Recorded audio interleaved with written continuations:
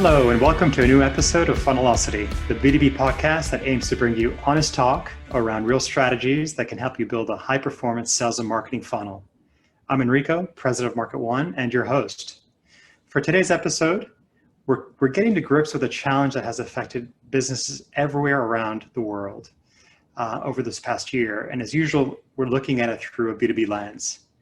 So how do you continue selling effectively when face-to-face meetings are off the table and prospects are impossible to reach because they're all working from home?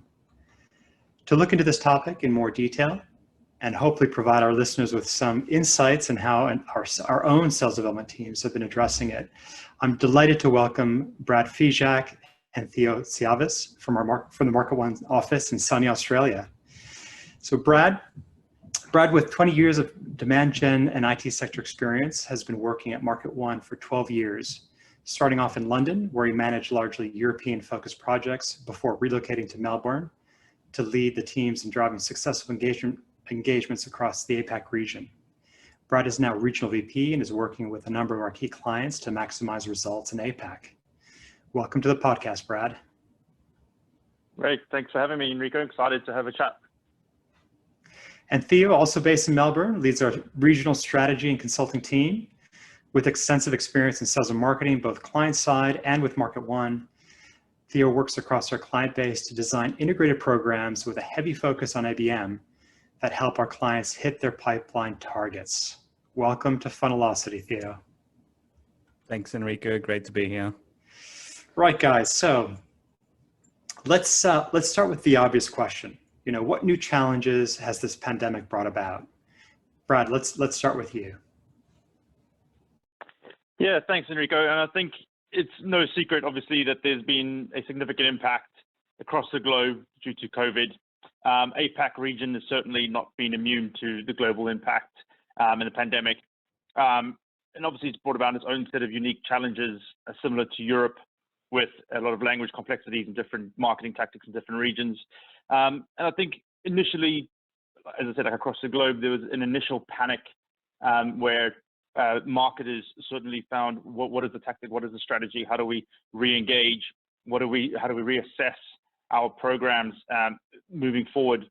And I think obviously from a sales perspective, there was an initial panic where budgets were put on hold and some freezes put in place. So the larger deals that were on the table for a lot of our clients kind of got put on hold or cancelled altogether until there was some sort of clarity around how the pandemic was going to play out.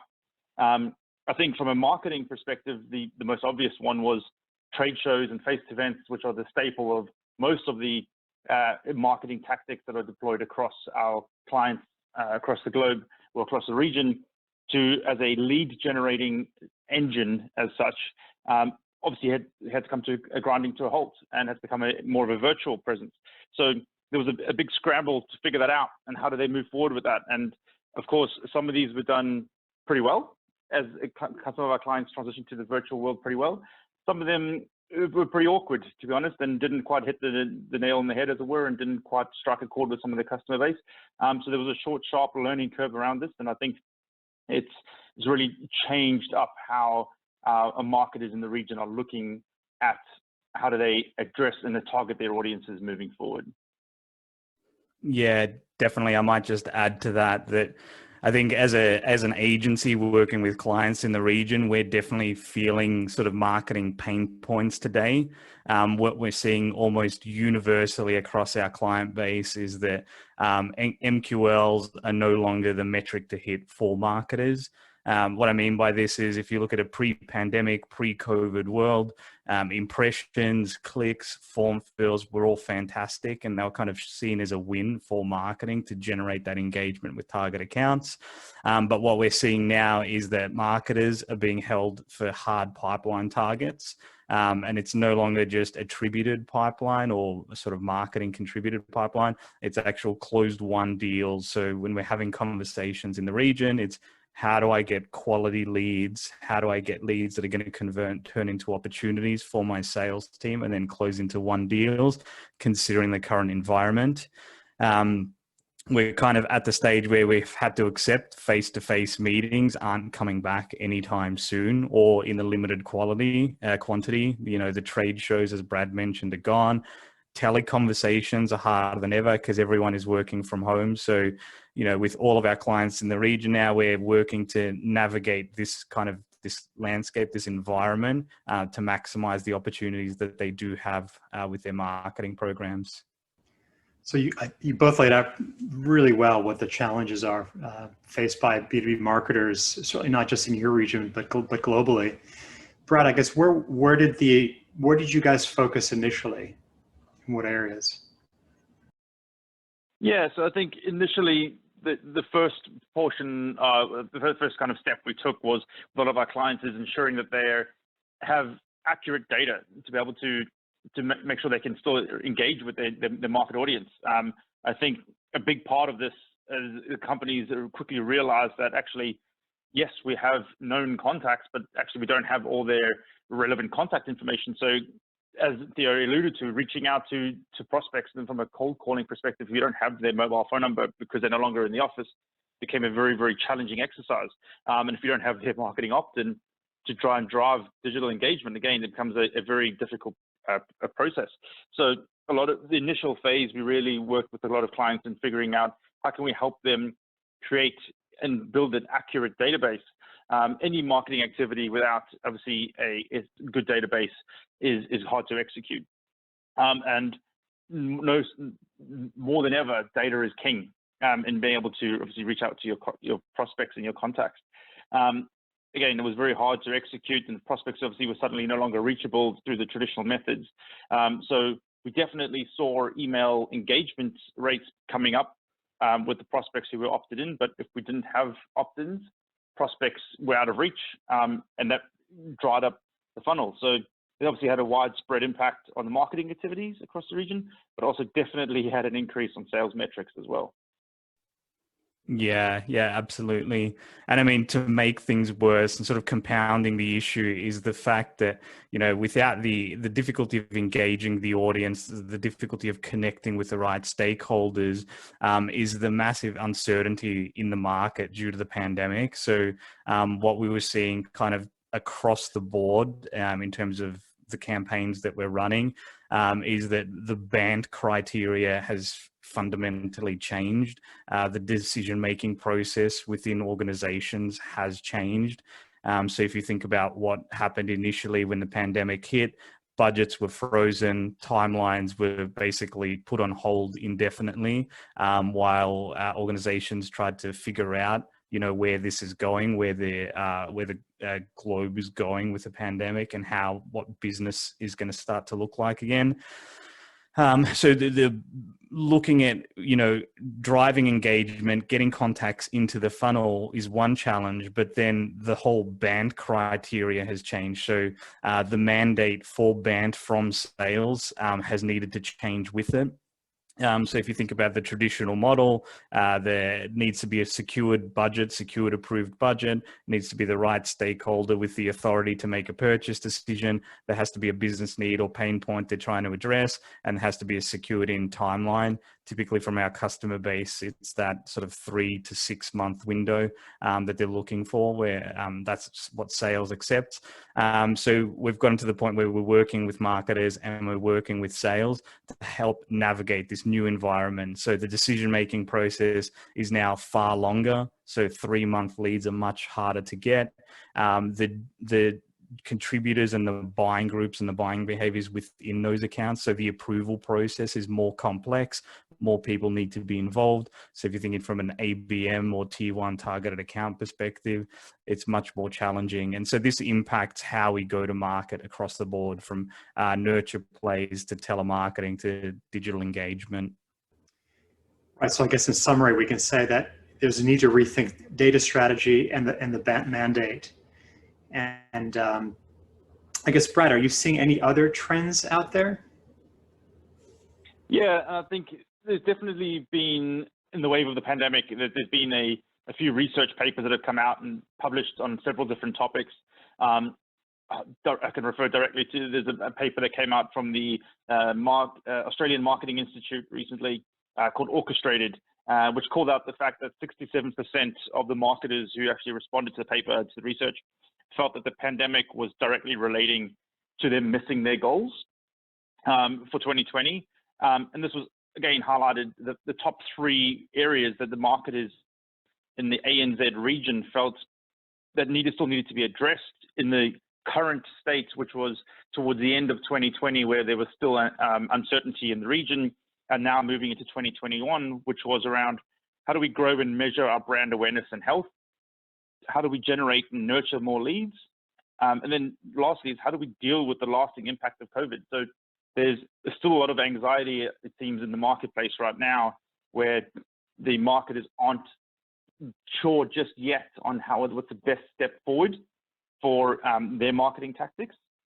But one of the interesting pieces that jumped out and we've had a bit of experience with was in one of the pieces in the research paper, it focused on how, yes, marketing automation is still the cornerstone of the MarTech stack. However, 12% of the responders to that paper also mentioned that they have looked at investing in sales engagement or outreach platforms. This is interesting because it's obviously apparent that throughout the pandemic and throughout 2020, outbound calling on its own hasn't been cutting the mustard. Engagement rates are lower than ever. We're still getting leads, but they're fewer and harder to come by. As Theo pointed out, their sales cycles are taking longer. So it's really a whole suite of strategies that are going to come together to create this kind of new world of telemarketing as a component of the wider marketing function. So this is why sales engagement platforms will need, I think, a lot more focus moving forward. And I expect to see that there will be a significant investment in this space moving into 2021 and beyond. And I know for a fact that we trialed a couple of these platforms with some of our key customers during the pandemic, and especially during lockdowns in 2020. And to be honest, the results speak for themselves. We are big advocates of this type of technology, and we think that moving into a new world, as it were, of telemarketing, utilizing the sales engagement platforms that are out there are only going to help drive the telemarketing component of the lead generating component of marketing forward into the post-pandemic kind of world. So Brad, I really like what you're calling out here, and I want to dig into this concept of a sales engagement or outreach platform in more detail. But first, I want to just ask Theo, what are some of the things that we're doing in the region to help clients, I guess, pivot and develop better engagement programs in this environment? Yeah, great. So I think you might say we're kind of going back to the fundamentals and just re-looking how we approach it. Conversations over the last decade have been around big data and how there's so much information out there, and organizations need to know how to use it, how to track it, and how to keep on top of it. That day, you could say, has come now, where we're seeing the data accuracy, the records in customer databases, both contact and firmographic information are key. So what we're doing to support our clients is obviously ensuring their database is clean and ready to be used from a contact firmographic level. We're also developing data plans. So if they're moving towards, targeting a few core key accounts versus batch and blast into the market, what is the database that they need to support that? What are the fields and the insights they need to drive the content? And then we look at how we start to capture it. We've always, focused on our core lead generation services. Now we've gone into how do we look at the buyer journey and that decision-making process that's been extended out. So we're looking at engagement programs that are longer tail now. A 4 to 6 week campaign might not necessarily cut it because your chance of finding somebody ready to buy then and there is far slimmer. And then it's kind of around creating content that addresses this new environment and the new business priorities. So if you think about uncertainty in the market, organizations might be hesitant to make investments with a new technology or a new brand they're unfamiliar with or haven't operated with before. They might be uncertain in making any kind of technology investments that they can't see direct ROI out of the back off the back of. So we're creating content that addresses the typical concerns we're seeing with this sort of new normal that we might call it. I'm intrigued by this new buyer journey and the impact that has on clients' account-based marketing programs. So we'll definitely cycle back through that in just a second, Theo. But first, Brad, I wanted to ask you about our customers and kind of what are we hearing from them? You know, what's working and what's not?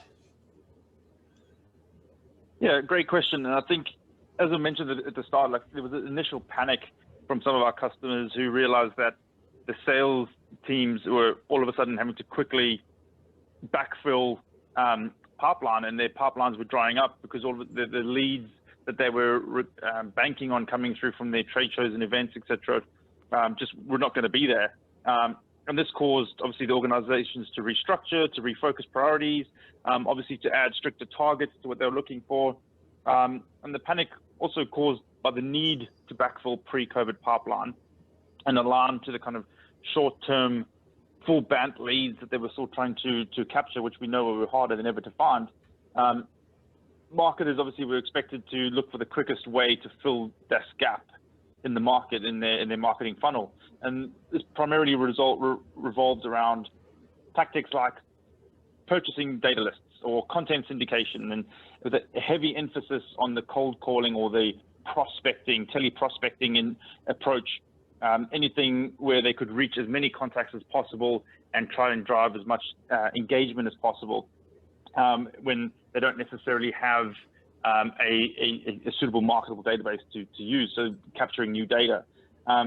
As you can imagine, obviously a lot of these challenges caused by the pandemic, like frozen budgets and blown out timelines, resulted in a lot of budgets being burnt and targets being missed. So a lot of trial and error on certain tactics, specifically with things like purchasing lists and then doing some cold calling into them. And obviously these tactics had varying degrees of success, but largely they'll just never compete on a conversion, when the conversion rates with a more sophisticated integrated program that we're more used to running, that uses digital engagement to drive contacts to the telemarketing team to have a more telequalification type approach. This obviously always helps fill the funnel with more meaningful leads, which is what we try to do for a lot of our clients. Again, this kind of sentiment was echoed through the research paper that I mentioned before, where the top 5 marketing investments that are planned for 2021 are still focusing around content development, web and CEO, digital advertising and online events. And again, I believe that this approach will bring a lot of these, need to bring all these elements together rather than running them individually as siloed quick win type of plays, is going to be ultimately what's going to fill the pipeline for a lot of our customers and hopefully win out in the end. So it sounds like B2B sales and marketing teams really need to focus more on the long game. And buying cold lists certainly was never a good idea. And in the face of a pandemic where buyers are working from home, it's really a non-starter. So Theo, what kind of approaches would you advise in this kind of an environment? Yeah, there's so much to consider right now, and sort of just taking a generic campaign and going to market with a generic message is never going to work. We see it happen so often where, they're going with the same content, the same messaging that our clients always went to market with, and the engagement just isn't there. So if we take a page from our ABM playbook, we start to work with our clients to think about the customer decision-making process. So if, for example, the IT decision maker is who you're going after, who does he or she need to get buy-in from the rest of the organization? Do they need to set up a proof of concept? Do they need to prove back ROI? What kind of budgets and where do the budgets come from? Who can influence the decision in terms of what technology they go to? So we're looking at not the individual, but it's that is the decision-making process handled by that one person, or is there a committee or a buying group within that organization?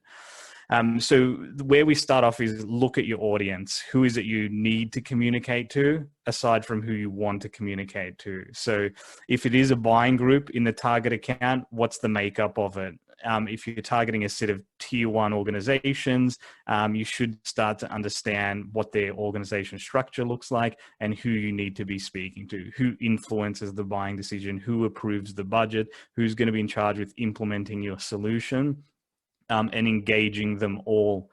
So on top of that, we look at from an organization level, what are their business imperatives? What are they trying to drive? So we talked about uncertainty. What does that mean? Does that mean minimizing investment in new marketing technology? If so, then it's going to be very hard for you to sell a new solution into that account. So we need to deeply understand where the organization is going after. Otherwise, you're quickly going to start burning marketing dollars. Then once we've kind of aligned in terms of the strategy, the who we're going to communicate to in the accounts that we're going after, we work with our clients to look at what kind of data do they have available. Do they have contact information? Do they have firmographic information? What level of insight do we have to drive segmentation and personalized content into those accounts? Because like I said, the batch and blast, the generic messaging going out in a market like this where nobody's making purchase decisions isn't going to get you anywhere fast.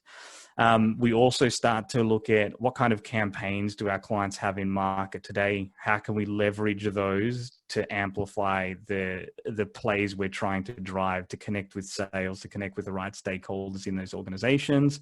And then we take that down a level and we look at what are your campaigns performing like today? Are your benchmarks good? Do you have great engagement with the target accounts? Are your open rates clicks? What does your funnel look like end to end? Is sales converting marketing qualified leads? So it's a pretty comprehensive process to really create an in-depth program that's going to drive success in the current environment. From here, we always recommend integrated ABM.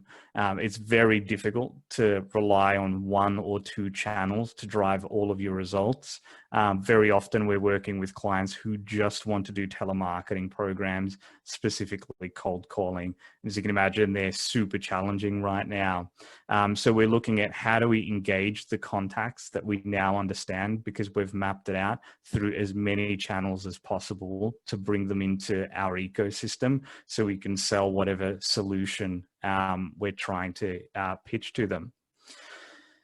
Beyond all of that is, who, when, how we're going to engage accounts in the pandemic landscape. We're still facing the challenge that we mentioned earlier, so connectivity. So even if you can get someone to open and read an email, getting them to pick up a phone is extremely challenging, especially when you think about in APAC, how diverse every single country is in the region. I'll call out Japan, Korea, Greater China, where people typically don't use mobile phones for business. So if you don't have a mobile phone number and people are working from home, it's next to impossible to reach them if you're reliant on that one channel to reach the audience that you're going after. So to try and address this, we're introducing a number of tools and capabilities to our callers and to sales teams to give them a greater opportunity, as many chances as they can and as many channels to reach the audiences that they're trying to reach. We are calling this Tele 2.0, so it's pretty exciting. Sounds intriguing. Let's unpack this a bit further. Maybe Brad, could you speak a bit more about this Tele 2.0 concept? Yeah, exciting concept. So Tele 2.0 is essentially, in a nutshell, it's referring to the utilization of platforms and tools at the disposal of the sales teams today. This includes platforms such as like Outreach and Sales Loft as an examples of platforms where prospecting and lead qualification can be done via multiple channels, as Theo pointed out.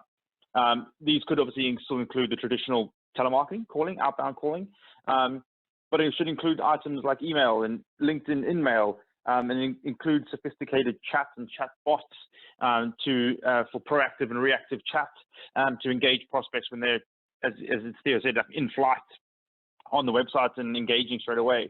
All of this is meant to help maximize the engagement with the prospects and obviously ultimately drive opportunities.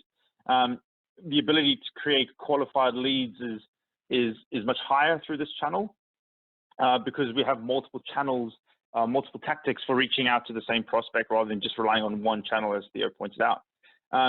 Again, the AMI research paper that came out, as I referred to earlier on, mentioned about 94% of the respondents said they all utilize LinkedIn for their digital marketing activity, but don't have tactics in place to leverage from a sales activity. So again, if we're marketing and using this plethora of data from a marketing perspective, why aren't we tapping into this? Or why are we ignoring it from a lead qualification program perspective? Let's provide tools that enable BDR reps and sales reps to use this platform to engage with these contacts. In fact, we've trialed with a number of clients across the region, and most recently with a large multinational IT service provider, where we did a Tele demand generation program, and we leveraged some of this technology, and we used multiple channels for trying to engage with prospects. And what we found was, in all honesty, we were able to generate close to $500,000 in pipeline without connecting with prospects over the phone through the telemarketing team. So traditional telemarketing teams were engaged and upskilled in how to utilize the technology, where they could utilize templated emails, they could go out to the prospects, could use templated engagement tools through the likes of email, etc., to make contact with prospects. And we managed to reach prospects who were not reachable over the phone in the APAC region, yet we were able to connect with them through the other non-verbal communication tactics and manage to convert into opportunities. Again, there was an article published on Impact Plus recently, which is a newsworthy website, where there was a quote that kind of resonated with me, which it signed off an article which said, to survive and thrive over the long term, organizations may have to fundamentally reinvent the way their B2B sales force interacts with their customers. The traditional ways of selling appear to be giving way to innovative approaches that will alter the way we communicate and do business, perhaps for the better. And I think that sums up exactly where we're going with this Tele 2.0. I'm really struck by the example you gave, Brad, earlier, where we actually ran a Tele demand gen program and generated $500,000 in pipeline where there was actually no Tele involved. It was all digital. And I guess in some ways, Tele 2.0, it sounds like it's a misnomer. I mean, it's really more about, it is omni-channel. It's about engaging with the prospect, the buyer, through other means than just the phone or mobile, right? So it's the sequences that you're referring to, whether it's email, in-mail, chat, digital, but essentially it's a digital engagement or digital prospecting method that a sales development representative would use. So super powerful and plays very well to the times. And I guess I want to now pivot back to Theo. You touched upon earlier the concepts of ABM and integrated programs. Could you dig into that a bit deeper as well? Yeah, definitely. I think, over the duration of this podcast, we've talked about, the challenges in the market and the types of programs that we're running for our customers. But it is a very challenging environment. Marketing in general right now is hard, and ABM specifically is even harder. If you asked 100 different clients that we worked with, how they define ABM, you'd get 100 different answers. Fundamentally, there's a specific set of accounts. You're trying to get leads into them. The business environment is super complex right now. It's super challenging to reach your audiences. So if we were to sort of just at a bird's eye view, what we'd recommend, it's really drill down and understand the decision-making process in the accounts that you're going after. It's mapping that buyer journey and the decision-making process, and then ensuring we have as many channels as possible from sales, from telemarketing perspective, to reach those contacts in those conversations, to have the relevant conversations at the right times. And I mean, there's a research paper released by AMI that talks that over 50% of responders wanted to implement a solution like this, there's huge appetite for organizations to be running integrated ABM programs, to be empowering their sales teams with great leads and channels to reach their customers so they could be smashing pipeline targets. But in that same research paper, only 6% of responders actually said they're seeing good ROI from their programs, which takes us back to the how important data is and how important leveraging these channels are. So every engagement that you have with your customers is the right engagement at the right time. And when we talk about integrated programs, when we talk about omni-channel ABM, it's leveraging as many channels as you can to engage your audience and move them through that decision-making process. We talked about the buying journey being hugely complex and the decision-making process harder than ever within organizations. If you can identify who you should be speaking to and with what message, your marketing tactics can focus on moving the entire committee or buying group throughout the decision-making process. So then when you do generate a lead with that IT decision maker, sales has all of the information they need and the account is primed to have a conversation. Wow, so we've covered quite a bit of ground here. Talked a lot about the impact of the pandemic on the way sales and marketing teams, have to rethink not just the customer journey, but how they're going to engage with prospects and buyers. And I guess I want to ask you both what you think the learnings are from this, and where is this going? In other words, are we redefining the way B2B marketing, sales and marketing is going to market? Or once the pandemic is over, do we feel like it's going to go back to kind of business as usual? Maybe Brad, you could start.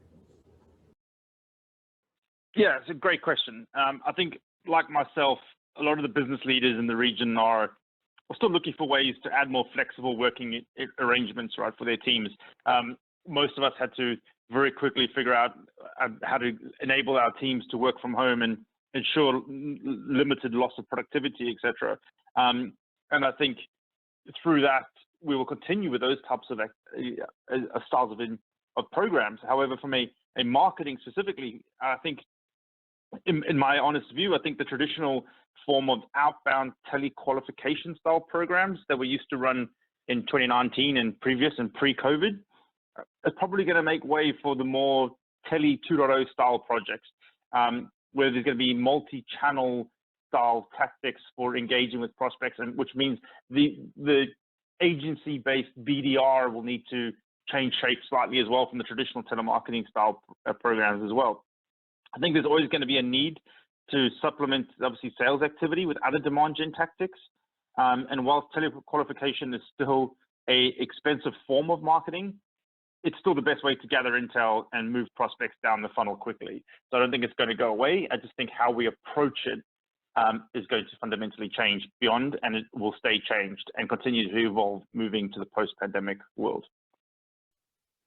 I might just add to that, just to call out, there's no silver bullet. There's no magic pill for marketing. Marketing and sales teams are having a harder time than ever to fill their pipeline.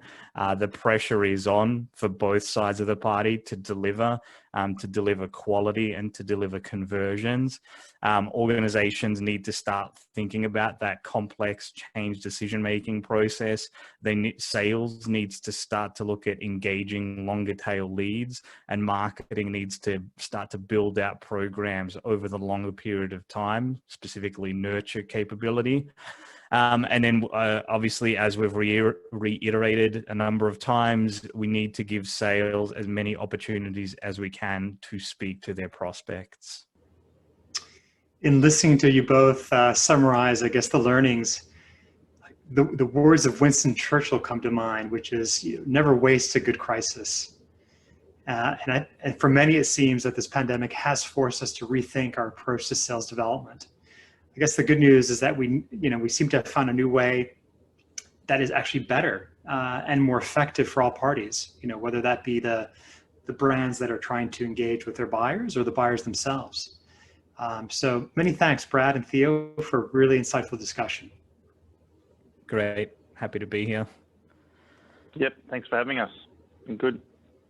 Fantastic. And to find out more about MarketOne and our approach to sales development, and to listen to more episodes of this podcast, please visit marketone.com/Funnelocity.